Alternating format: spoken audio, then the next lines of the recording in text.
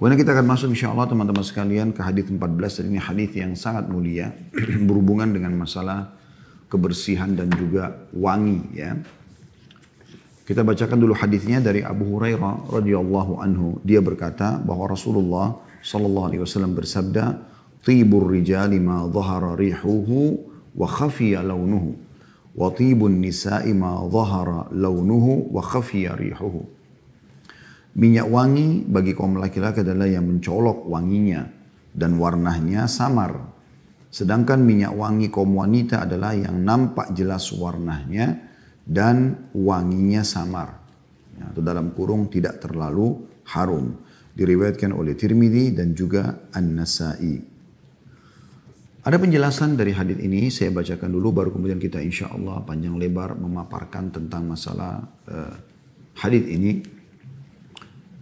Penjelasannya adalah Al-Munawi rahimahullah berkata dalam kitab Faidul Qadir di juz 3 halaman 284, minyak wangi bagi kaum wanita adalah yang nampak jelas warnanya dan wanginya tidak harum tercium oleh orang asing seperti minyak za'faran. Karena za'faran itu warnanya kuning terang sekali. Nah biasanya juga dibuat menjadi bagian daripada parfum supaya ada warnanya parfum tersebut. Nah kalau za'faran sudah tercampur, biasanya dominasi bau za'farannya ada dan akhirnya membuat dia tidak terlalu mencolok ya. Karena itu diharamkan bagi laki-laki memakai minyak wangi yang dilumuri za'faran. Laki-laki tidak boleh menggunakannya. Al-Baghawi rahimahullah mengutip perkataan Sa'ad. Saya memandang bahwa perkataan Nabi SAW, tibun nisa, dalam kurung minyak wangi wanita, itu mereka bawa kepada pengertian bolehnya memakai minyak wangi ketika hendak keluar rumah. Sedangkan apabila mereka berada di rumah di samping suaminya maka dia boleh memakai minyak wangi apa saja sesukanya. Nah, dari sini dua pendapat ulama ini Al-Munawi dan juga Al-Baghawi. Ya, kita melihat bahwasanya wanita dibolehkan pakai minyak wangi. Begitu juga dengan laki-laki. Cuman perbedaan dasar adalah laki-laki dianjurkan agar yang strong, yang kuat baunya memang alhamdulillah di alam kita ini ya, sudah dikenal mana parfum laki-laki, mana parfum perempuan ya. Dan tujuannya agar memang terbedakan. Ya. Subhanallah memang fitrahnya juga laki-laki suka mencium bau minyak wangi perempuan kalau ada pada perempuan dan sedikit aneh kalau kita menciumnya dari kaum laki-laki misalnya. Begitu juga kaum perempuan pada saat mencium bau dari laki-laki yang memang di alam laki-laki itu maka akan membuat dia lebih tertarik ya, dibandingkan laki-laki itu lewat dan baunya sama dengan parfum dia misalnya kan gitu. Itu secara alami ya, secara fitrah akalnya. Baik. Juga dari hadits ini atau dari perkataan penjelasan dari dua ulama ini kita bisa ambil pelajaran perempuan boleh pakai minyak wangi, itu dulu yang kita garis bawahi, baik keluar rumah ataupun dalam rumah. Hanya kalau di dalam rumah dia boleh pakai minyak wangi walaupun kuat baunya, tahan lama dan seterusnya. Tapi kalau dia keluar rumah, maka tidak dianjurkan menggunakan ini. Dia menggunakan wangi-wangian secukupnya saja. Ya.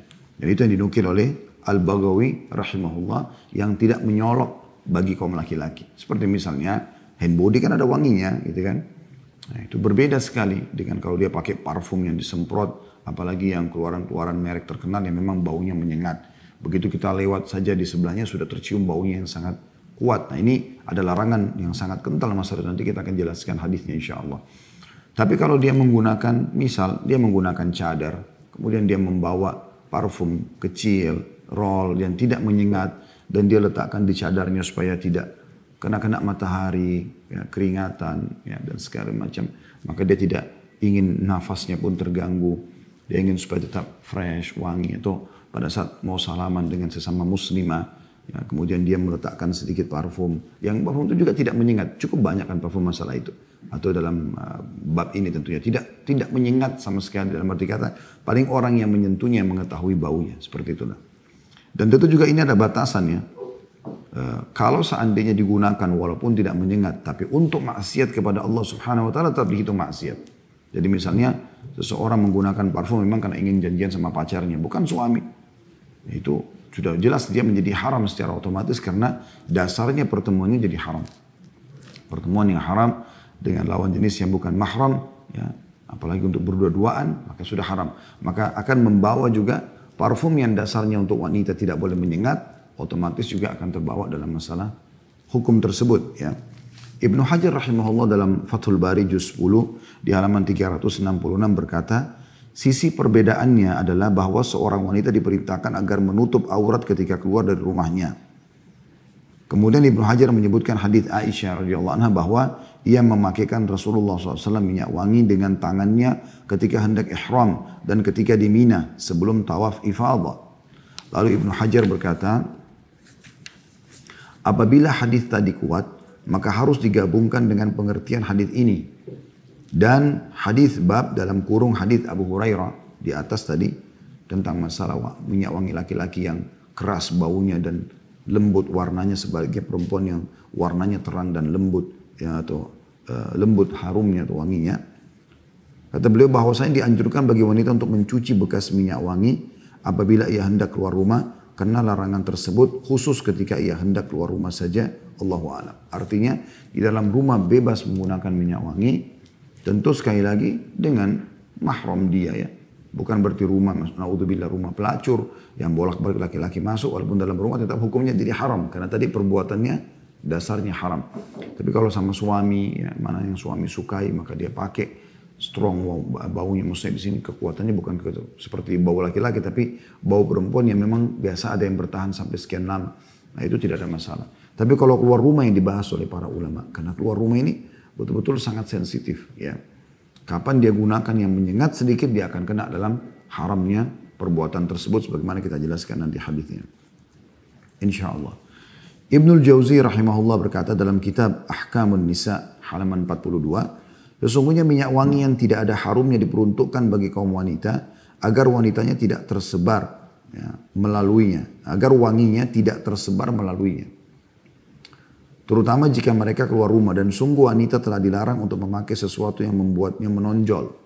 Allah subhanahu wa ta'ala berfirman dalam surah An-Nur ayat 31, A'udzu billahi minasyaitonir rajim, wa la yadribna bi arjulihinna liyu'lama ma yukhfina min zinatihin. Dan janganlah mereka memukulkan kaki mereka agar diketahui perhiasan yang mereka sembunyikan. Ada yang menafsirkannya dengan al-khalkhal, yaitu gelang kaki yang berbunyi. Ibnu Aqil berkata dikiaskan dengan hal tadi, yaitu haramnya as-sarir, ya, atau hiasan yang mengeluarkan bunyi-bunyian biasa dipakai di sekolah untuk di tubuh, ya. Seperti itulah. Maksudnya adalah apa yang disampaikan Ibnu Jauzi rahimahullah, semua yang memang sampai menonjolkan wanita sehingga ini membuatnya seperti masuk ke bab tabarruj, ya. Memamer sesuatu akhirnya mengundang pandangan mata ke situ, ya. Nah, itu dilarang dalam Islam. Dan tujuannya semua itu adalah melengkapi hijab dia sebenarnya. Karena tujuan hijab adalah melindungi dari gangguan orang. Maka apapun yang bisa membawa pada gangguan itu dianjurkan untuk ditinggalkan. Ya, tadi wangi-wangian, kemudian ada apa yang menor, ya, dari tempelan-tempelan di jilbabnya ataupun di bajunya dan segala macam ini harus dihindari. Kecuali sesuatu yang tidak sampai menarik perhatian itu, insya Allah tidak ada masalah. Ya. Asy-Syaukani berkata rahimahullah dalam Nailil Autar mengatakan pada juz 1 halaman 129, hadis ini menunjukkan bahwa seharusnya kaum laki-laki memakai minyak wangi yang harum, namun warnanya tidak begitu nampak seperti minyak kasturi, ambar, parfum dan gaharu, dan bahwa makruh hukumnya jika mereka memakai minyak wangi yang warnanya nampak jelas seperti az-zabad. Kemudian ia berkata, adapun wanita sebaliknya. Artinya Asy-Syaukani menekankan laki-laki dari hadits ini tadi yang sudah kita bahas harusnya selalu menggunakan minyak wangi, ya. Dan minyak wanginya memang yang wangi yang tercium oleh orang, karena memang laki-laki kan alamnya di luar, ke masjid, ngantar jenazah, cari nafkah, maka dianjurkan dia interaksi dengan orang-orang dengan wangi. Dan ini sebuah hal yang luar biasa akan kita ambil pelajaran nanti setelah ini insyaallah. Kemudian bagi perempuan, tentu yang disebutkan sini seperti minyak kasturi, ambar, ini sebagai contoh saja. Gaharu, ini tentu tidak semua orang juga cocok, ya. Karena bau-baunya lebih kepada bau khas gitu. Mungkin ada orang lebih cocok kepada bau-bau yang dari barat, dari Paris dan segala macam. Itu tidak ada masalah. Ya, tidak ada larangan sama sekali. Termasuk menggunakan parfum yang beralkohol. Ya. Karena alkohol kalau dikonsumsi ke dalam tubuh baru dia menjadi haram. Kalau selama di luar untuk pengobatan atau parfum, ada pendapat yang membolehkan masalah itu. Karena diambil daripada hukum pada saat turunnya surah Al-Ma'idah. Ayat 90 tentang pengharaman khamar. Maka para sahabat memecahkan kendi-kendi khamar mereka semuanya sehingga membasahi ya jalan-jalan yang ada di Madinah, gitu kan? Dan tidak mereka sholat, mereka tidak mencuci lagi bajunya. Kemudian sebaliknya kata beliau, kalau untuk wanita ya, dianjurkan justru untuk tidak menggunakan minyak wangi yang kuat seperti tadi.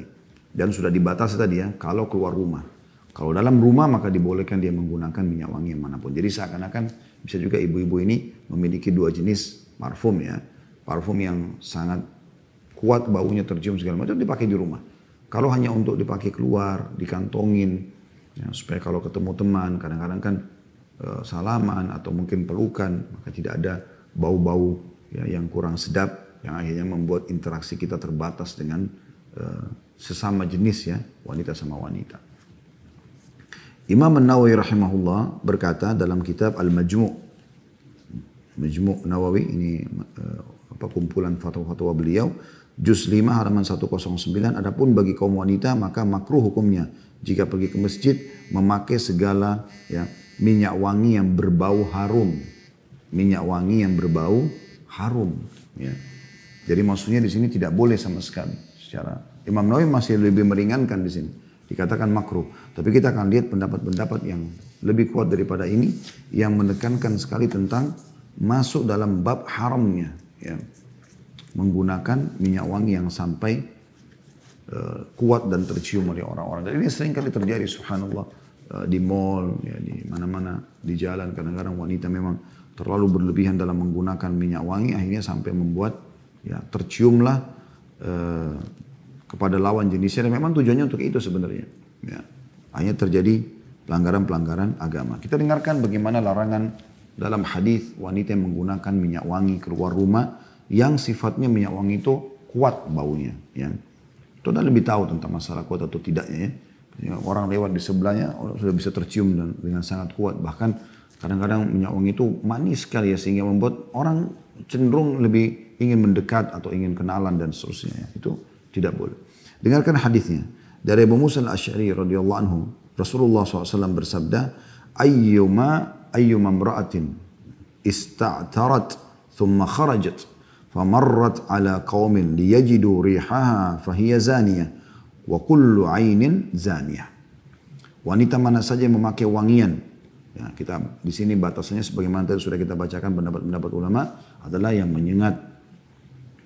Lalu ia keluar dan melewati para lelaki sehingga tercium sebagian dari wanginya tersebut, maka ia adalah seorang pezina dan setiap mata yang melihatnya juga pezina. Hadis riwayat Abu Daud nomor 4173, Tirmidzi 2786 dan dihasankan oleh Syekh Albani dalam Shahihul Jami' nomor 2701. Jadi kita bisa lihat di sini ulama menjelaskan fahiyazania, perkataan Nabi SAW, maka dia terhitung seperti pezina. Maksudnya adalah ia menyebabkan terjadinya zina. Baik zina mata maupun zina yang sebenarnya. Sedangkan perkataan Nabi SAW, wa kullu ainin zaniyah, setiap mata melihatnya juga pezina, maksudnya adalah zina mata. Diambil daripada kitab syarah hadis Mawsu'a Durusus Thaniyah,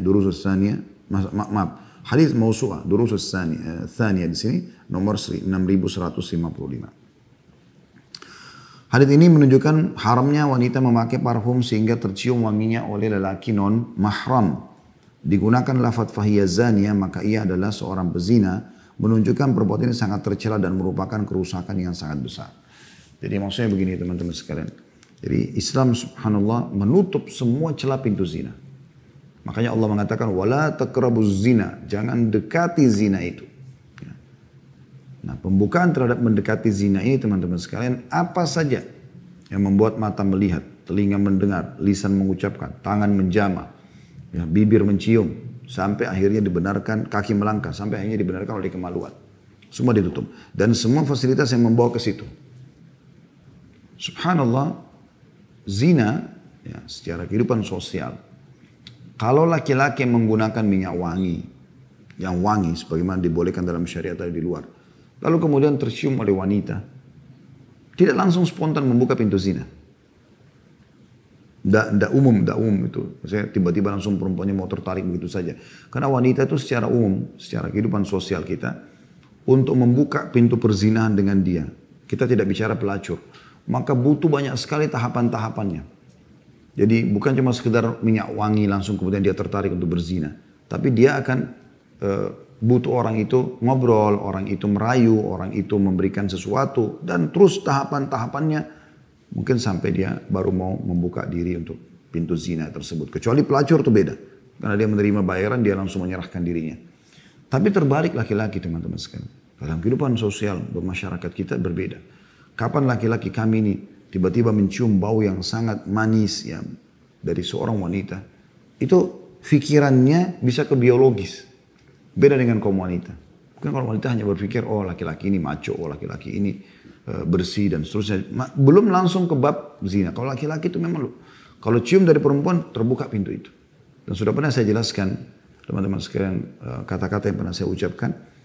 Kalau laki-laki yang mau berzina, kita tidak bicara dengan pelacur ya. Dia ingin berzina dengan seorang wanita. Maka ini tidak mudah selama wanita itu menutup dirinya. Akan sulit sekali. Kecuali dia melakukan perbuatan di luar normal. Seperti misalnya memerkosa, naudzubillah. Menggunakan sihir. Tapi selain daripada itu, di alam manusia nggak bakal bisa. Selama wanita itu tidak mau.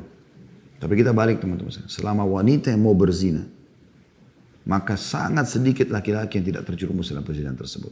Kapan mereka yang sudah mau, ya, dengan senyumannya, dengan manjanya, dengan godaannya dan segala macam, apalagi dengan wangi-wangian, maka terbuka pintu perzinahan tersebut. Ya.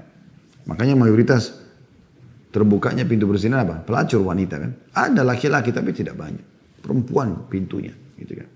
Oleh karena itu Islam datang menutup pintu itu. Karena terciumnya wangi ini sudah cukup membuka pemikiran kaum laki-laki biasanya kepada perzinahan. Inilah yang sangat jelas di sini bagaimana sabda Nabi SAW dan dijelaskan walaupun zina di sini adalah zina mata yang dimaksudkan. Dimulai dari mata kan. Nabi SAW membahasakan itu.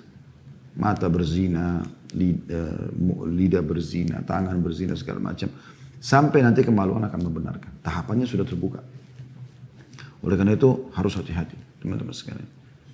Dan Islam sekali lagi melarang satu perbuatan di titik atau di tempat tertentu seperti minyak wangi di sini pada saat keluar rumah bagi wanita yang menyolok, gitu kan. Tapi di sisi lain membuka peluang itu di tempat lain seperti misalnya di rumah sama suaminya, ya. Sama mirip dengan tutup aurat pada saat bertemu dengan yang bukan mahram, tapi dengan mahramnya dia terbuka, gitu. Jadi bukan Islam datang spontanitas perempuan harus tutup aurat 24 jam walaupun dalam rumah, walaupun depan suaminya. Perempuan tidak boleh wangi, ya. Walaupun di depan suaminya. Bahkan tadi suatu ulama sudah mengatakan di depan suaminya justru dia boleh pakai apapun yang dia mau. Bahkan dia boleh melepaskan semua pakaiannya dan seterusnya. Ya. Jadi kita perlu memahami dan menjadi orang mukmin yang benar mematuhi mana yang diperintahkan dan mana yang dilarang. Kita harus bisa membedakan masalah itu. Begitu juga dengan hadis yang atau sebuah riwayat dinukil dari seorang tabi'in Yahya bin Ju'dah rahimahullah, beliau berkata, anna Umar bin Khattab kharaja. Saya ulangi, anna Umar bin Khattab kharajat imra'atun fi ahdihi mutatayyibah. Wa wajada rihaha fa'alaha bid-durra. Thumma qala, takhrujin mutatayyibat fayajid ar-rijal rihukunna wa innama qulubur rijalu inda anwafihim. Ukhrujna tafallut. Ukhrujna tafallut, ya, tafallulat. Ya. Baik, ada seorang wanita keluar di zaman Umar bin Khattab radhiyallahu anhu menggunakan wangi-wangian di zaman khilafahnya beliau. Lalu wanginya tercium oleh Umar radhiyallahu anhu. Umar sendiri cium wangi itu berpapasan. Maka Umar pun memukulnya dengan tongkat. Ya, sebagai pemimpin tentunya ya, pada saat itu. Umar berkata, kalian keluar rumah menggunakan wangian sehingga para lelaki bisa menciumnya. Sesungguhnya hati para lelaki terfitnah dengan wangi kalian. Keluarlah dalam keadaan tanpa berdandan dan tanpa wangi-wangian. Diriwayatkan Abdul Razak dalam Al-Musannafnya. Jadi di sini hadis seperti ini atau riwayat seperti ini sangat tegas. Dan apa tadi yang saya bahasakan subhanallah terjadi pada Umar radhiyallahu anhu. Bagaimana beliau mencium dan langsung membahasakan laki-laki terfitnahkan dengan seperti ini. Namun boleh wanita keluar menggunakan parfum sekedar untuk menghilangkan bau. Tadi saya sudah bahasakan. Selama tidak sampai menimbulkan wangi yang menyengat keluar. Diambil daripada hadis Anas bin Malik radhiyallahu anhu, Nabi SAW bersabda, "Atan Nabi SAW qaumun yubayi'unahu wa fihim rajulun min yadihi atharu khuluqin falam yazal yubayi'hum wa yuakhiruhum falam yazal yubayi'hum wa yuakhiruhu." Ya, dia diterlambatkan. Thumma qala inna tibar rijali ma dhahara rihuhu wa khafiya launuhu wa tibun nisa'i ma dhahara launuhu wa khafiya rihuhu. Sekelompok datang kepada Nabi SAW untuk berbaiat, memberikan janji setia. Bahwasanya mereka akan setia dalam Islam sampai mati, mereka mempertahankan Islamnya. Namun di antara mereka ada seorang lelaki yang di tangannya ada bercak minyak wangi. Maka Nabi SAW tidak segera membaiatnya dan mengakhirkan, menelambatkan dia terakhir. Beliau bersabda, parfum lelaki yang tercium wanginya namun tidak nampak warnanya, sedangkan parfum wanita itu yang nampak warnanya namun tidak tercium wanginya. Diriwayatkan oleh Bazzar nomor 6486. Syekh Abdullah Jibrin rahimahullah menyebutkan, lil mar'ati an tatatayyab fi ghairi baitiha bima dhahara launuhu wa khafiya rihuhu kal ward wal yasmin. Boleh bagi wanita untuk menggunakan parfum di luar rumahnya dengan parfum yang nampak warnanya. Maksudnya memang nampak warna ini umum ya. Berwarna sebagai parfum kuning, merah dan seterusnya. Ya. Namun samar wanginya. Tipis sekali. Tidak, sebenarnya kalau dia dekat sekali baru dia bisa menciumnya. Tidak keluar kepada orang lain. Seperti menggunakan ward ya, dari bunga-bungaan atau yasmin. Kata beliau, diambil daripada Syarah Sifatul Alil, ya, jilid 6, halaman 48. Dan seorang wanita juga boleh menggunakan parfum di rumahnya, di depan suaminya, juga pada mahramnya selama tidak menimbulkan fitnah. Bahkan menggunakan parfum depan suami termasuk perkara yang dianjurkan dalam syariat. Karena itu adalah perkara yang membuat suami senang. Dan salah satu ciri wanita salihah, sebagaimana sabda Nabi SAW, khairu nisaikum man idha nadhara ilaiha zawjuha sarrathu. Sebaik-baik istri kalian adalah jika suami memandangnya, suami merasa senang. Diriwayatkan oleh Ibnu Majah. Maksudnya adalah senang karena mencium baunya, penampilannya dan seterusnya. Baik teman-teman sekalian, kita coba bahas lebih dalam tentang masalah ini. Ya. Yang pertama sekali, yang perlu digarisbawahi adalah bagaimana Islam ini adalah agama yang bersih dan wangi. Allah Subhanahu wa taala memberikan kita secara alami suka mencium bau wangi, suka melihat penataan yang rapi, penampilan yang rapi, gitu kan? Rambut yang tersisir rapi, pakaian yang rapi dan segala macam. Itu semuanya mobil yang bersih, kendaraannya, taman, apa saja. Allah SWT buat kita secara alami suka itu. Dan secara alami kita nggak suka sebaliknya. Misalnya kotor, bau, kita lewat depan sampah. Bahkan kadang-kadang subhanallah secara fitrah manusia pada menutup hidungnya. Karena tidak suka dengan bau busuk itu. Interaksi antara suami istri kalau ada bau mulut, bau nafas. Membuat akhirnya banyak sekali kasus-kasus rumah tangga yang coba dibahasakan kepada kami. Dan saya coba dengan izin Allah SWT pecahkan. Ternyata permasalahannya ada mayoritasnya dari masalah ini. Jadi ada bau badan, ada bau mulut, ada bau nafas. Mungkin karena makan makanan tertentu dan segala macam. Membuat akhirnya pasangannya nggak ingin lagi mendekat. Dan juga mungkin pernah membahasakan atau tidak pernah membahasakan. Yang pernah membahasakan dicuekin, yang tidak membahasakan akhirnya dia kekang sendiri. Dan lebih baik dia menjaga jarak. Secara alami soalnya kalau kita wangi teman-teman sekalian. Kita ngomong, mulut kita fresh. Ya. Nafas kita karena kita jaga makanan, jenis makanan pun pada saat terhembus namanya orang berinteraksi biologis, ada nafas juga tidak bau. Bagian-bagian tertentu maaf ketiak, kemaluan juga tidak mengeluarkan bau. Bahkan sebaliknya wangi. Maka akan membuat selalu pasangan semangat untuk mendekat dan melakukan interaksi biologis yang dasarnya halal. Dan itu akan membuka semua pintu-pintu zina di luar rumah gitu kan. Jadi Islam datang masalah itu. Menganjurkan masalah itu. Jadi dari apa yang tadi kita sampaikan adalah bagaimana di dalam rumah depan suaminya dia boleh menggunakan baju yang paling bagus, yang paling seksi, yang paling menarik buat suaminya. Karena hadis dari terakhir Ibnu Majah mengatakan masalah itu. Wanita salih adalah wanita yang kalau dilihat oleh suaminya, suaminya akan merasa senang, tertarik, ingin duduk ngobrol sama dia. Karena selain penampilannya yang rapi, yang menarik bagi dia, umumnya semua wanita penampilannya seperti apa sih? Kalau membuat laki-laki menarik, ya seperti itu. Pakaiannya seksi depan suaminya, wangi badannya dan segala. Mohon maaf saya kalau bahasakan ini ya. Karena emang ini harus belak-belakan kita bahasakan. Karena banyak di antara muslimah kayak orang yang masa bodoh dengan masalah ini, bahkan tidak mau tahu. Atau merasa tidak perlu. Ya, ini nggak boleh. Apa yang dijual oleh para pelacur tersebut? Baju yang seksi, badan yang wangi. Kemudian masuk dalam tutur kata yang menggoda segala macam. Kenapa setiap istri tidak melakukan perbuatan tersebut? Sementara Nabi SAW sudah mengatakan wanita salihah di sini justru yang bisa kalau suaminya lihat akan menyenangkannya, gitu kan? Jadi jangan teman-teman sekalian, ada kasus rumah tangga dulu sampai suaminya tinggalkan rumah. Jadi istrinya pulang pasar dengan bau yang tidak sedap, suaminya lagi mendekat, gitu kan? Dia tidak merasa peka, dia mandi dulu, maaf ya saya mandi dulu, bersihkan dulu. Enggak. Baru dia selalu menjadikan hujah, bahasa terang-terangan, ya, dan saya dengar sendiri bahasa itu sehingga akhirnya membuat suaminya sudah tidak mau interaksi lagi sama dia. Karena dia tetap ngotot gitu. Dia mengatakan, ya saya pulang pasar pun jadi kok gitu. Jadi seakan-akan itu enggak masalah, enggak penting bagi dia. Subhanallah, itu luar biasa pentingnya. Bahkan rumah tangga itu 50%-nya adalah biologis yang sehat.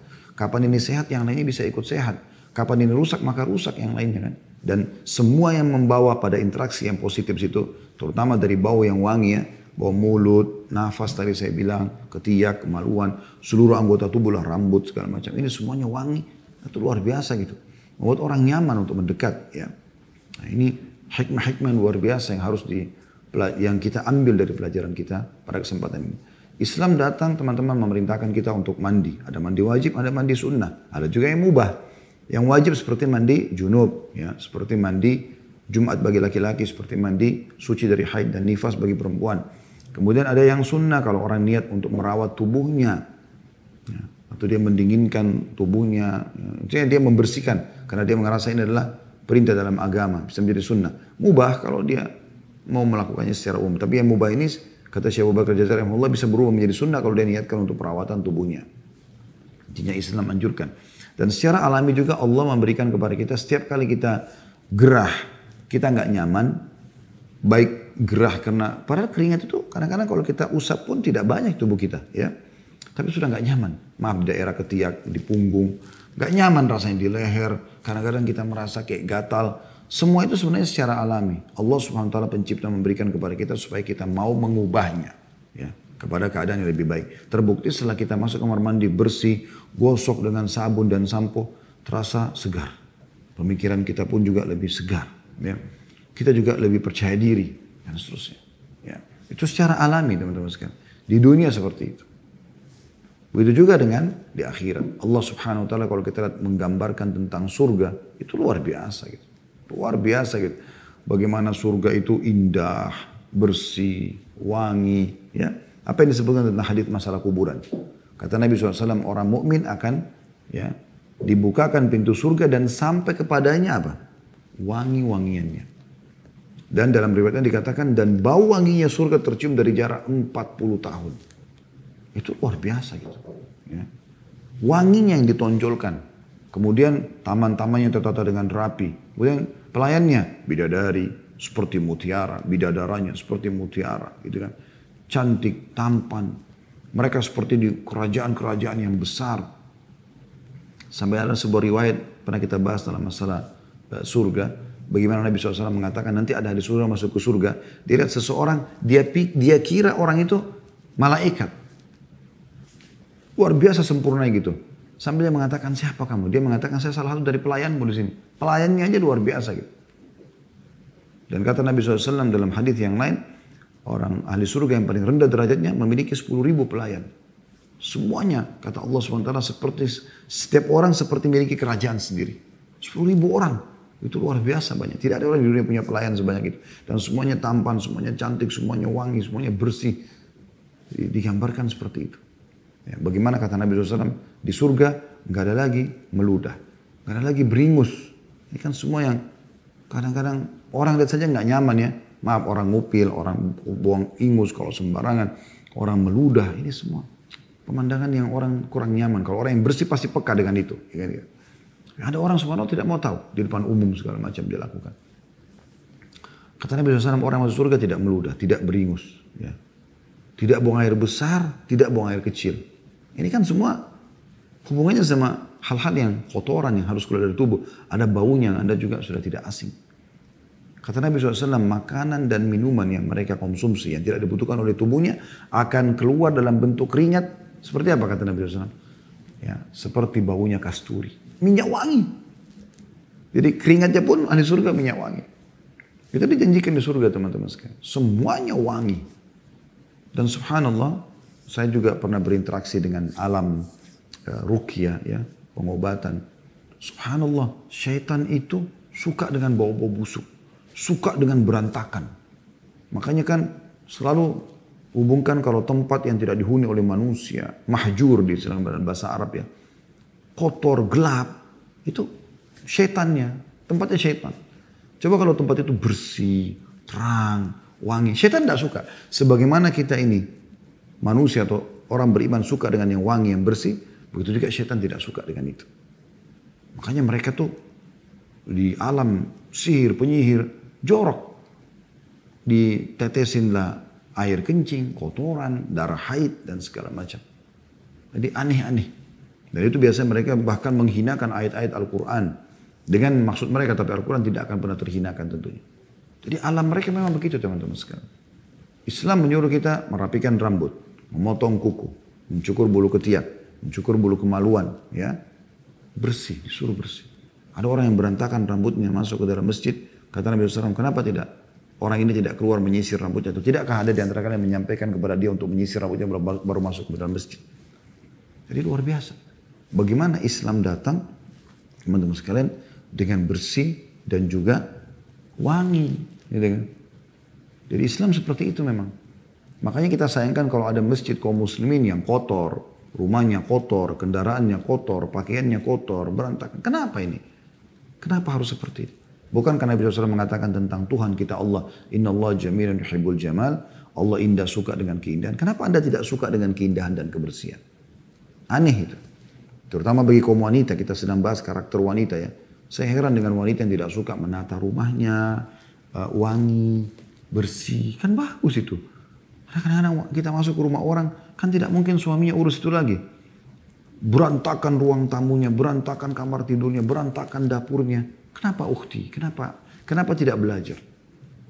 Kenapa tidak coba melihat? Bukankah Anda nyaman pada saat melihat masuk ke dalam hotel, hotelnya wangi, ranjangnya wangi? Saya kadang-kadang kalau lagi sama keluarga ke satu tempat dan nyaman, saya langsung bahasakan. Saya titipkan pesan di situ. Coba lihat, nyaman nggak tempat ini? Nyaman, bersih, wangi, penataannya rapi. Kadang-kadang orang subhanallah pindah dari rumahnya pergi ke hotel walaupun dalam satu kota, ya bayar mahal. Untuk apa? Untuk membeli suasana hotel itu. Kenapa penataannya yang bagus? Kenapa Anda nggak buat rumah Anda seperti hotel? Tidak harus besar. Yang penting Anda bersih dan rapi. Ada sebagian rumah sederhana sebenarnya. Tapi karena ditata rapi, buku-buku itu tata rapi, sofanya bersih, karpetnya bersih, kita masuk wangi. Kecil pun nyaman, gitu kan? Kenapa Anda tidak buat? Coba lihat rumah-rumah contoh biasa kalau dalam komplek atau di apartemen ya contohnya. Pasti dibuat walaupun kecil tapi rapi. Nah membuat orang nyaman kan. Seperti itu kurang lebih. Jadi harusnya teman-teman kita faham masalah. Allah subhanahu wa ta'ala memuji penduduk Kuba. Dalam Al-Quran. A'udzubillahi minasyaitonirrajim. La masjidun usisa ala taqwa min awal yawmin antakuma fi. Fihi rijalan yuhibbuna an yatatahharu. Fihi rijalan yuhibbuna an yatatahharu. Wallahu yuhibbul muttahirin. Masjid yang pertama dibangun di atas asas ketakwaan. Maksudnya Kuba. Lebih pantas kau sholat di situ hai Muhammad daripada dan di sekitarnya ada laki-laki yang suka bersuci dan Allah suka dengan orang-orang yang bersuci. Jadi penduduk Kuba itu bersih, terkenal dan Allah puji. Dan Allah mengatakan Allah suka sekali dengan orang-orang yang bersuci, bersih, rapi, wangi. Allah suka itu. Maka ini mutiara yang pertama teman-teman. Islam adalah agama yang bersih dan rapi. Maka bersihkan tubuh Anda, pakaian Anda, sepatu Anda, sendal Anda, kendaraan Anda, rumah Anda. Di dalam rumah semuanya tempat tidur, dapur, ya meja makan, ruang tamu, bersih. Bersihkan. Dan niatkan ini karena perintah agama Anda akan dapat pahala. Anda juga akan nyaman, Anda juga akan aman dari penyakit. Ya, dan masa corona ini mengajar kepada kita tentang kebersihan. Sayang sekali berjalan 1 tahun lebih masa corona ini. Ya, dari kurang lebih Februari tahun lalu ya. Sampai sekarang sudah masuk Maret. Sayang benar ini tidak dijadikan sebagai pelajaran oleh sebagian orang. Tetap kembali kepada joroknya, kotornya dan segala macam. Ya. Ini harus diperhatikan teman-teman. Yang kedua, mutiaranya, anjuran bagi laki-laki agar selalu menggunakan minyak wangi. Tanpa ada batas waktu dan tempat. Apakah di rumahnya atau di luar rumahnya. Dan laki-laki selalu dianjurkan menggunakan ini ya. Makanya dikatakan Nabi SAW sendiri ya, itu kalau bertemu dengan sahabat maka terkadang bahkan terlihat menetes minyak wangi dari rambut beliau SAW.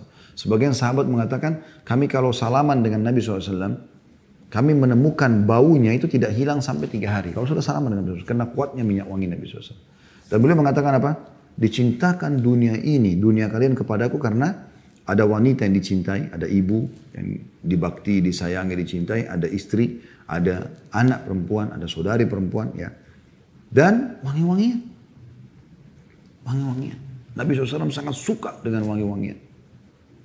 Kalau Anda mencintai Nabi SAW, Anda harus juga melakukan ini. Dan dalam hadits ini sudah jelas bagaimana Nabi SAW menekankan bagi kaum laki-laki itu. Jadi teman-teman beli minyak wangi walaupun sedikit. Saya heran kadang-kadang lewat di depan sebagian ikhwah. Kita nggak nyaman karena maaf bau ketiak. Sampai kami pun di kantor, kalau ada ikhwah yang bergabung begitu kita langsung ingatkan. Supaya mereka tuh akan interaksi sama ikhwah yang lain, akan interaksi sama konsumen gitu kan. Kenapa nggak? Cuma pakai roll on itu berapa sih harganya? Gitu. 15.000, 20.000, anggap yang bagus pun mungkin 50.000 gitu. Dan itu pun Anda pakai lama roll on itu kan. Bisa berbulan-bulan baru habis. Kenapa nggak hilangkan bau itu? Kenapa nggak beli parfum teman-teman? Kalau Anda tidak mampu beli yang mahal, belilah yang 20.000, yang 100.000, yang 50.000. Yang penting Anda wangi. Itu penting teman-teman sekalian. Ya. Harusnya kita melakukan perbuatan tersebut supaya benar-benar kita menjalankan sunnah Nabi SAW. Ya. Ada orang subhanallah begitu tidak nyaman karena bau badan yang dia biarkan, dia naik di mobil, satu mobil bau, dia masuk ke satu ruangan, bau semuanya. Dan dia tidak peduli dengan itu, subhanallah. Orang tidak akan nyaman dengan Anda. Dan Anda sebenarnya melanggar agama tanpa Anda sadari dengan perbuatan tersebut. Jadi, perhatikan masalah bagi laki-laki. Ya.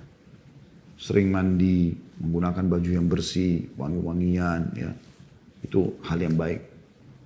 Kemudian pelajaran yang ketiga adalah tentang wanita. Dianjurkan sekali wanita untuk selalu menggunakan wangian di depan suaminya dan mahramnya. Ya. Boleh dengan ayahnya, dengan anaknya gitu kan. Jadi biar juga orang nyaman interaksi sama dia. Tapi dengan suami lebih difokuskan lagi. Bahkan ya yang mungkin bisa menjadi fitnah bagi laki-laki lain di luar sana justru harus digunakan depan suami. Anda cium wangi, Anda bisa tanya suami suka nggak bau ini gitu kan. Dan itu sangat bagus kita bangun komunikasi yang sehat seperti ini. Jadi boleh. Nah, tinggal batasannya di luar rumah. Di luar rumah tadi sudah kita bacakan beberapa fatwa ulama dibolehkan tapi tidak boleh keluar wanginya. Paling tidak kalau kita kasih batasannya adalah dia sendiri yang bisa cium. Ya, jadi kalau dia cium, mau dia pakai kaos tangan misalnya atau dia cium cadarnya, dia sendiri yang tahu. Atau mungkin orang kalau betul-betul dekat sekali sama dia yang salaman yang harus pelukan sesama jenis, maka dia bisa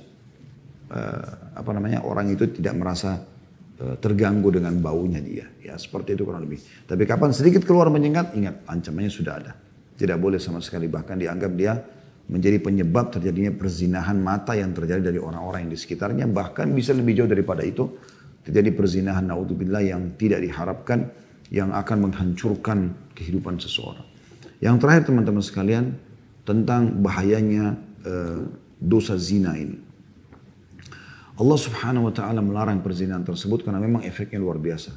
Anda lakukan sekali, efeknya itu terlalu panjang. Jadi setiap perbuatan dosa itu kalau datang hukumannya teman-teman, hukumannya itu jauh lebih berat daripada perbuatannya gitu. Mungkin Anda berzina hanya 5-10 menit di kamar hotel, ya, atau anggaplah sejam 2 jam. Itu efek hukumannya dari Allah SWT bukan sejam 2 jam Anda sakit. Sekian lama, bahkan mungkin rentetannya terlalu banyak. Terlalu banyak rentetan hukuman-hukuman yang akan datang. Ya. Ada kasus terjadi orang, dia berzina, kemudian dia menikah sama wanita lain. Setelah berzina, ya, dia tinggalkan wanita tersebut pada saat hamil. Dia tidak mau bertanggung jawab, segala macam lah. Gitu kan. Ini terjadi kisah di Saudi, disampaikan oleh seorang syekh dalam ceramah beliau. Kemudian dia katakan bagaimana Allah subhanahu wa ta'ala itu cemburu pada saat orang melakukan pelanggaran-pelanggaran agamanya gitu. Orang ini meninggalkan, dia hilang jejak, dia ganti nomor telepon. Intinya dia meninggalkan diri. Perempuan tersebut terzalim. Terjadi orang ini cerita hanya dia tobat. Dia bilang berjalan waktu. Tiba-tiba saya sudah lupakan permasalahan sekian tahun kemudian. Ternyata saya pulang ke rumah, saya temukan ibu saya pingsan. Lalu kemudian saya datang, saya bangunkan, ada apa ibu, kenapa gini-gini. Dia bilang segeralah selesaikan urusan adikmu, ya, adik perempuannya. Diperkosa oleh penjaga komplek perumahan. Lalu kemudian saya coba selesaikan segala macam, tapi apa boleh buat gitu. Orang itu pergi dan tidak bertanggung jawab. Lalu kemudian dia bilang, saya mulai terfikir tentang permasalahan saya. Saya pernah lakukan kezaliman seperti ini gitu kan. Kemudian dia bilang berjalan waktu, saya pun menikah, punya anak. Beberapa tahun setelah itu, anak saya sudah mulai gadis, dia bilang, tiba-tiba saya pulang kerja, istri saya menangis-nangis, ternyata sama kasusnya terjadi. Ya. Anaknya diperkosa oleh orang lain dan hamil di luar nikah. Maka pada saat itu dia bilang, luar biasa bagaimana Allah subhanahu wa ta'ala terus memberikan peringatan hukuman ini, apalagi orang yang tidak bertobat nasuha kepada Allah subhanahu wa ta'ala. Jadi luar biasa efeknya. Dan ini semua larangan tadi sebenarnya untuk kaum wanita sudah saya bahasakan, ujungnya juga ada masalah perzinahannya. Makanya Nabi SAW mengatakan wanita yang keluar tercium, maka dia pezina. Maksudnya menyebabkan terjadi zina mata tadi dan akhirnya bisa menjadi zina yang besar. Oleh karena itu teman-teman jangan masuk dalam pintu itu. Yang terjadi juga ada kasus yang lain, seseorang melakukan perzinahan sama seorang yang lain. Ini cukup banyak kasusnya. Kemudian terjadilah mereka tidak menikah. Lalu si laki-laki mau menikah, perempuan ini juga ya, bersama dengan laki-laki lain. Tapi si laki-laki ini saya dapatkan sendiri ceritanya. Akhirnya dia menikah dengan seorang wanita yang dia anggap baik, ternyata perempuan itu adalah pezina. Tapi dia tidak tahu kecuali setelah sekian tahun. Bukan cuma itu, perempuan itu melakukan sihir, melakukan kejahatan-kejahatan fitnah buat dia, melakukan pencurian harta dan segala macam hal. Yang dikemas demikian rupa sehingga dia tidak tahu kalau itu terjadi. Subhanallah, semua ini efek dari satu perbuatan ini kepada semua balasan Allah SWT yang sekian menumpuk kepada dia. Oleh itu teman-teman sekalian hati-hati dengan masalah ini. Lampiaskanlah pada yang halal. Semoga Allah SWT maafkan yang lalu, tapi kedepannya harus dijaga.